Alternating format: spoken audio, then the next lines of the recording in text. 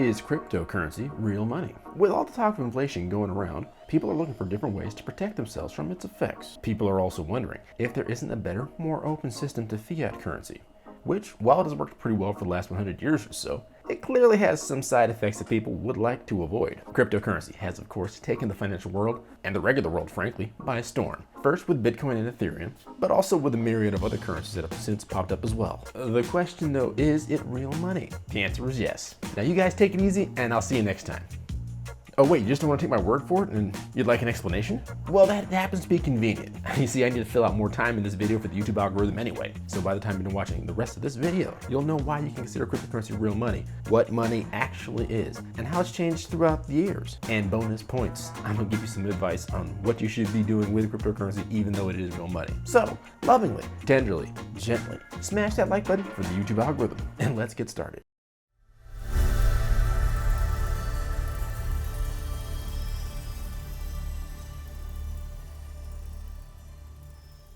Derek West here for Finance Squared, and on this channel we love talking about all things personal finance, and there's nothing more aligned with that mission than the discussion of what is and is not money. If you like videos with topics just like these, be sure to subscribe with post notifications turned on, clicking that notification bell, so you don't miss out when more great videos just like these drop.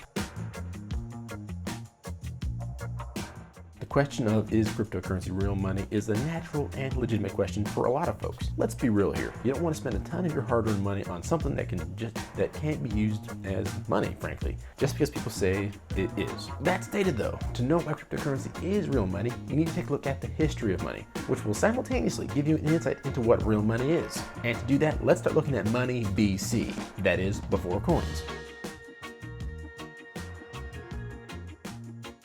Before coins was a time in human history where money as we know it today was not in general use. For the last 2,000 years or so, people have had access to coins and printed money. Before that, most historians would agree that people engaged mostly in barter, or at the very least, what would be considered commodities in this day and age, like salt, weapons, or grain, etc. These traded goods served as money, or really a medium of exchange, and a way to communicate value to one another in a simple and easy way to understand. So instead of handing each other individual sheep skins and rocks and whatever people were using to trade back in the day, they would just give each other salt and weapons and animal skins, things of that nature, things that were easy to trade but also conveyed value. Then, roughly around 770 BC, the real BC, not just before coins, but roughly thereabouts, the first coins were introduced in China. How or why? I'm not really sure. It's one of those mysteries of history. I'm sure you can find your own theory of how and why on the internet. It's probably just as good as mine and maybe even better. But around that time, the first facility was created to manufacture coins that could be used as currency in Europe, in a place called Lydia, which is now part of Western Turkey. The minter of these first coins was King Alyattes, which is one of the historical reasons why currency is often considered in the realm of government. The coins were minted out of electrum, which is a natural alloy of silver and gold. Also, one of the reasons why both gold and silver have historically been considered stores of value. Now, it turns out fiat currency is almost as old as gold and silver coins, because in roughly the same time period, paper money was being used in China, according to archaeological records. And the Chinese at the time were serious about their money. Inscribed on these same paper notes was the phrase, "Those who are counterfeiting will be decapitated."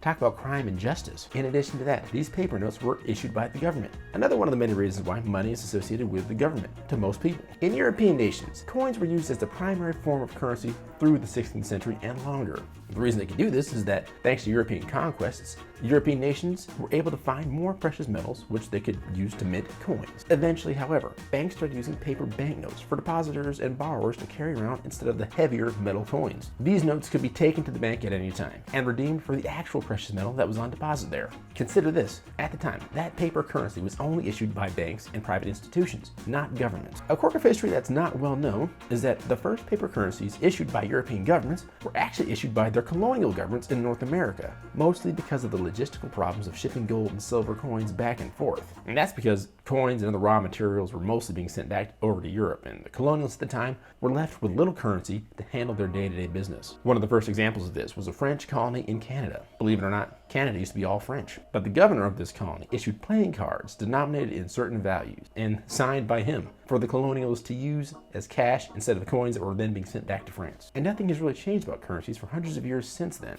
Now, it is true that central banks eventually rose up and took on the roles of the financer of governments and economies throughout the world, becoming the issuers of most currencies across the globe. And it is also true that fiat currencies, first in the US and then throughout the world, abandoned their precious metal basis in the couple of hundred years between colonial times and today. But the basis of what money is and has become has stayed about the same, roughly, for all those years. And then came Bitcoin.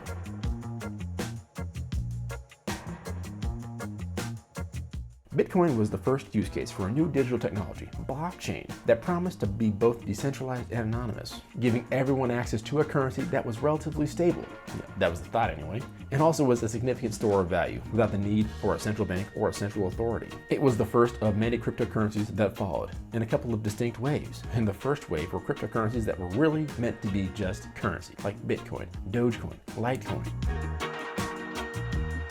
And then there were cryptocurrencies that were meant to be smart money or smart contracts like Ethereum, Chainlink, XRP, and now cryptocurrencies that take the smart contract concept further, but also improve upon the efficiency and other issues of cryptocurrencies like transaction speed and throughput. Coins like Polkadot, Cardano, and others. Now, why are these tokens or cryptocurrencies money? A lot of people have a fear that these coins are not actually real money and that eventually all cryptocurrencies will eventually crash, leaving them scammed out of their hard-earned cash. Well, the fact is, cryptocurrencies might actually all crash and all go to zero, but that's not because they're not real money. If we take a look at the history of money, it has taken the form of whatever humans needed it to be so that we would express value propositions to each other in the most efficient ways possible. Back in the day, that meant using salt and weapons and tools as a means of expressing and exchanging value. Those utilities were currencies just as much as the US dollar, the Japanese yen, or the European euro. They were considered real money because the people assigning value to them actually valued them at the time, and they were useful to them, and they enabled the creation of other future value. In other instances in the history of money, banks and private institutions issued their own notes that could be used as money between people. So it now becomes clear that money doesn't have to necessarily be issued by a government authority to have value, and that it doesn't necessarily have to be paper or a commodity that is useful to individuals to be considered legitimate by the people. Cryptocurrency is neither a commodity that can be utilized for other purposes. Yet, now there are some wild proposals out there that might be a bit too techy for this channel, but like I was saying, cryptocurrency is neither a commodity that can be utilized for other purposes, nor are most of them issued by governments. Cryptocurrencies are real money because people value them, just like people valued salt and paper notes not issued by governments and weapons and tools in the past. If people stop valuing cryptocurrencies, just like they stopped valuing salt and tools and other things in the past, then they will stop being money, just like the above examples. And at that time, it's probably a good idea to exchange your cryptocurrency for whatever is not the new thing in money in the future. Now, a quick word of caution. Cryptocurrency is real money. That means that people assign to it value, and therefore it can be used to trade in goods and services.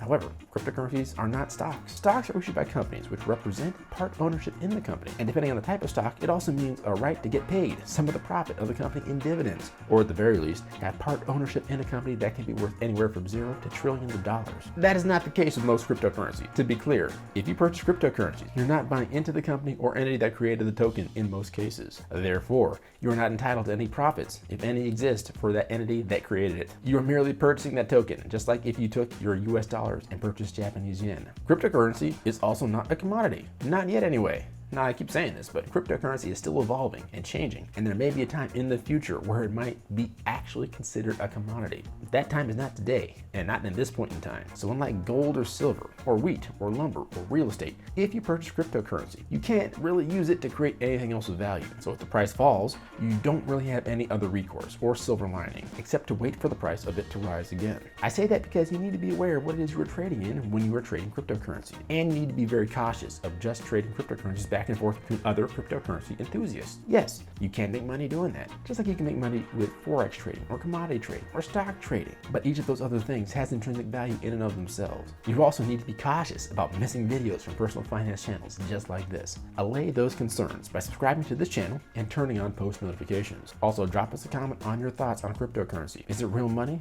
Why or why not? We're all dying to know your thoughts on this subject. Also, like this video if you haven't done so already. And remember that a goal without a plan is a wish, and a goal with a plan and no action is a wish list. Take it easy, guys. I'm gonna get out of here, and I'll catch you next time. Peace.